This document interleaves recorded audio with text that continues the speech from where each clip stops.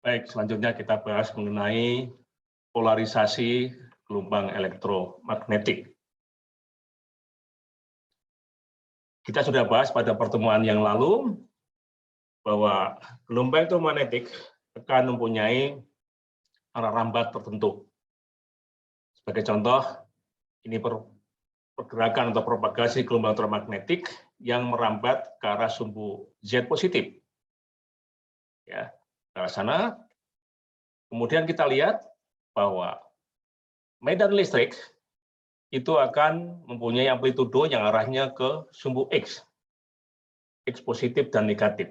Ya, kita lihat, maka bentuknya seperti ini. Nah, pada saat yang sama, medan magnet H juga akan merambat ke arah sumbu Z, di mana lokusnya itu berada pada sumbu Z. Ya. Z positif, Z negatif, dan seterusnya. Nah, polarisasi itu merupakan suatu istilah untuk menggambarkan bagaimana profil dari lokus medan listrik ketika berpropagasi. Sebagai contoh di sini, propagasinya ke arah sumbu Z, E-nya kalau kita lihat itu akan bergerak pada sumbu Z positif, ya, kemudian menurun-menurun Z negatif, dan seterusnya.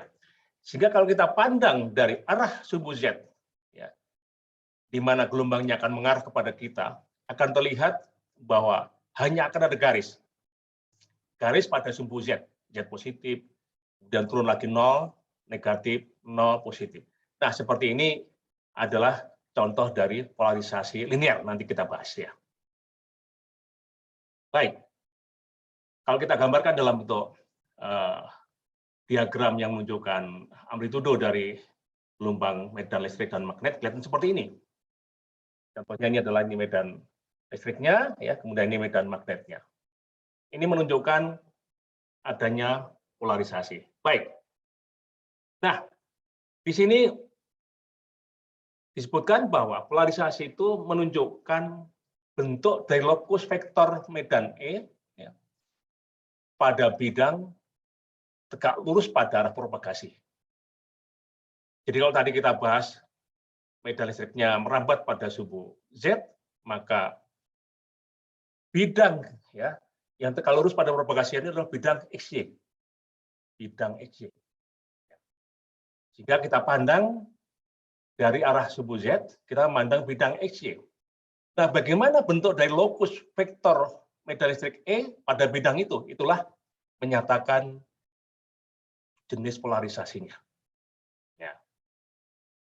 Nah, sebagai contoh di sini, untuk gelombang elektromagnetik yang merambat pada sumbu Z positif, ya, maka medan listrik secara umum dinyatakan dengan persamaan, yaitu EZT sama dengan EX0 kosinus omega T min KZ, AX, ya, ditambah EY0 kosinus omega T min KZ plus delta AY.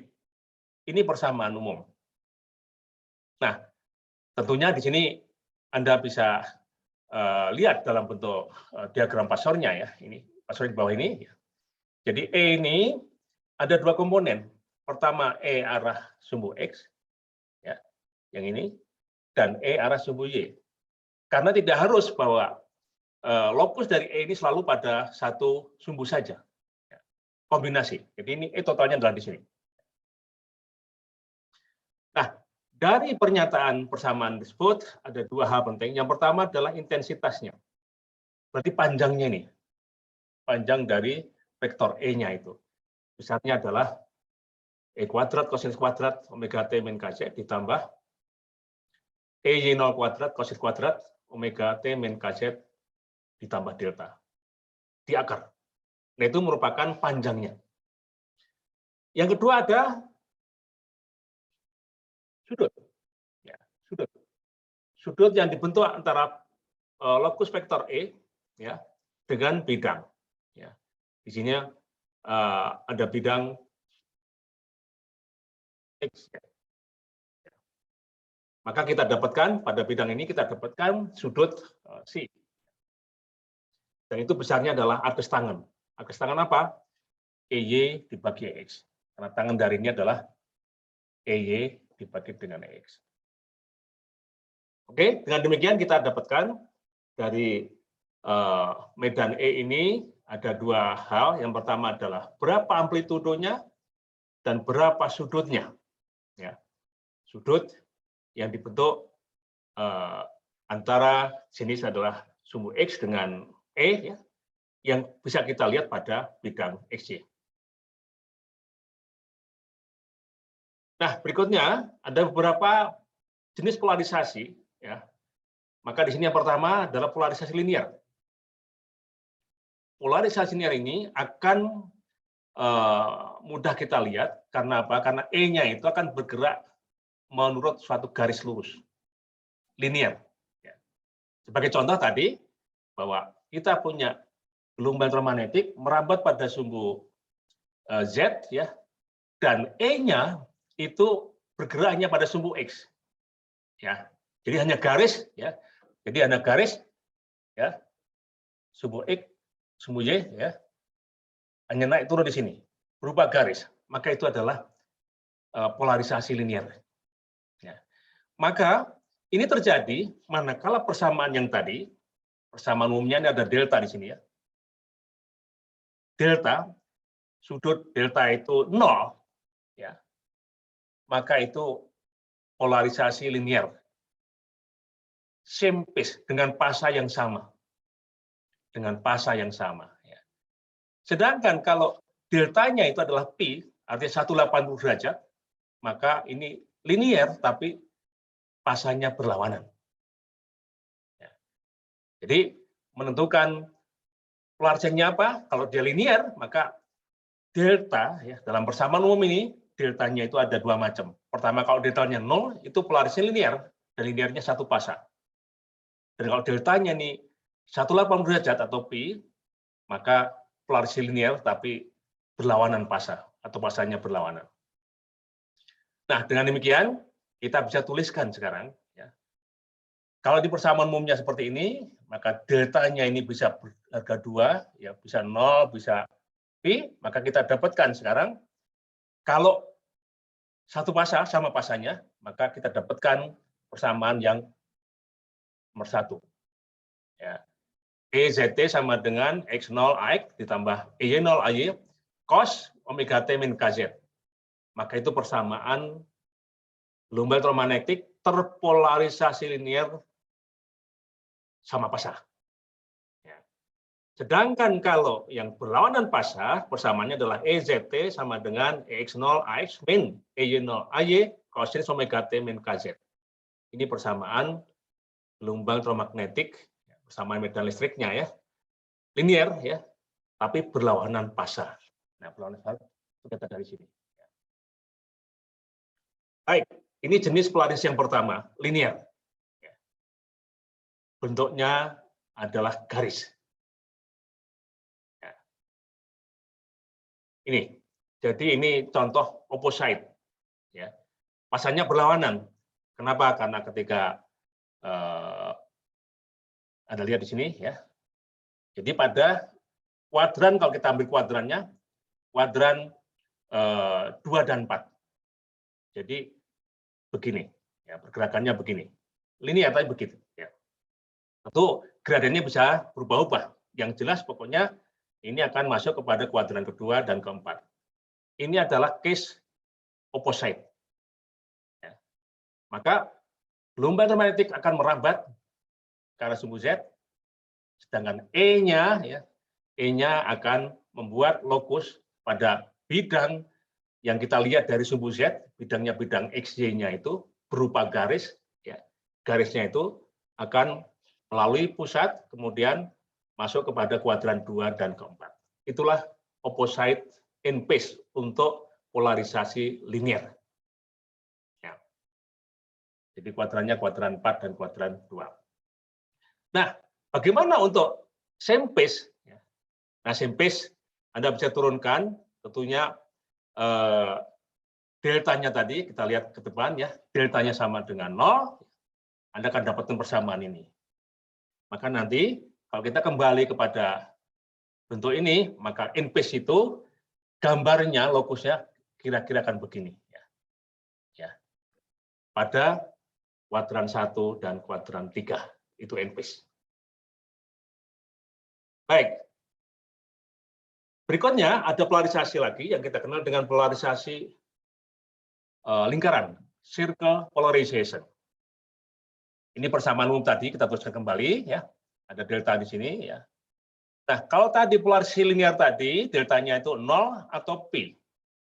Nah, maka di sini polarisasi lingkaran atau circle polarization itu, deltanya itu harganya bisa plus P per 2, 90 derajat, ya. Nah, kalau plus ini namanya left hand circle polarization. Jadi polarisasi lingkaran tangan kiri. Tangan kiri. Ya. Sedangkan kalau deltanya itu plus 90, ya, minus 90, minus P per 2, ya, maka ini adalah polarisasi lingkaran tangan kanan. Ya. Apa yang membedakan? Kita lihat, ya. Pertama, left hand circle polarization. Itu deltanya P per 2. Nah, deltanya P per 2. Kita masukkan dalam persamaan, kita dapatkan persamaan seperti ini. Jadi deltanya kita ganti dengan P per 2. Maka EZT sama dengan E cosinus omega T min KZ, AX min sin omega T min KZ AI. Ya. Tentunya kita dapatkan ini magnitudenya, kemudian kita dapatkan ini sudutnya. Ya. Nah, kalau kita gambarkan seperti ini. Ini left hand. Left hand. Anda pakai tangan kiri, ya, tangan kiri. Kemudian arah jempol kita ini tentunya mengarah ke kita ini, ya, mengarah ke kita. Ya. Maka kemudian lokus dari E-nya itu akan berputar, berputar seperti jari-jari kita yang melengkung gitu, ya. Jadi arahnya ke sana. Ya. Maka selama perjalanan gelombang medan listrik E itu, lokusnya itu akan membentuk sebuah lingkaran. Sebuah lingkaran. Dan lingkaran ini berputar, arahnya kalau di sini adalah searah jarum jam. Itu left hand circle polarization. Itu seperti jarum jam, clockwise. Ya. Baik. Nah, berikutnya, right hand circle polarization, itu kalau deltanya sama dengan min P per 2. Nah, kalau itu kita masukkan dalam persamaan, kita dapat persamaannya yang ini. Akhirnya, nah, kemudian sudutnya kita dapatkan seperti itu. Ya. Maka right hand, jadi tangan kanan kita, jempolnya ke arah kita, ya, ke arah mata kita, maka pergerakan lokusnya akan ke arah berlawanan jarum jam. Jadi anti clockwise. Ya. Jadi ujung atau lokus dari E akan bentuk lingkaran. Lingkaran seperti itu. Jadi ini yang kedua, circle polarization, polarisasi lingkaran. Nah, yang berikutnya adalah ellipse polarization, polarisasi ellipse. Yaitu manakala, ya, persamaan umum tadi, EX 0-nya tidak sama dengan 0, EY 0-nya tidak sama dengan 0, deltanya tidak sama dengan 0. Ya. Jadi ini sembarang, tentunya tidak seperti yang tadi juga, ya. Tidak seperti yang circle. Nah, kemudian bentuk lokusnya, kalau linear tadi bisa seperti ini, ya. Bisa pada sumbu X positif negatif, bisa miring seperti ini, bisa pada sumbu Y, bisa miring begini, dan seterusnya.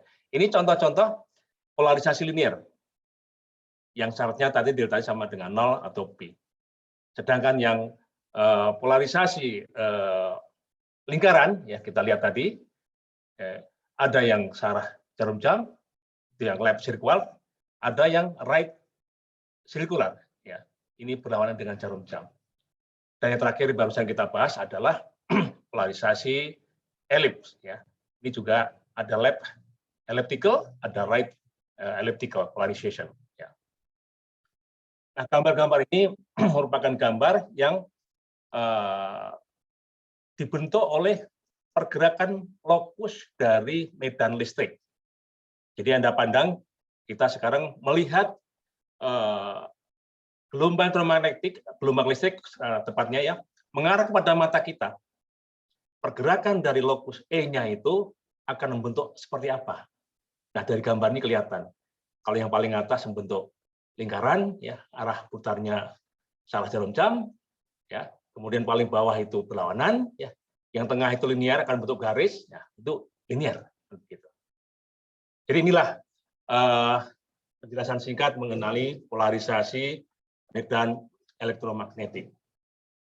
Persamaan-persamaannya seperti yang tadi dibahas, dan pembahasannya bisa dalam bentuk domain waktu, bisa juga dalam bentuk pasor.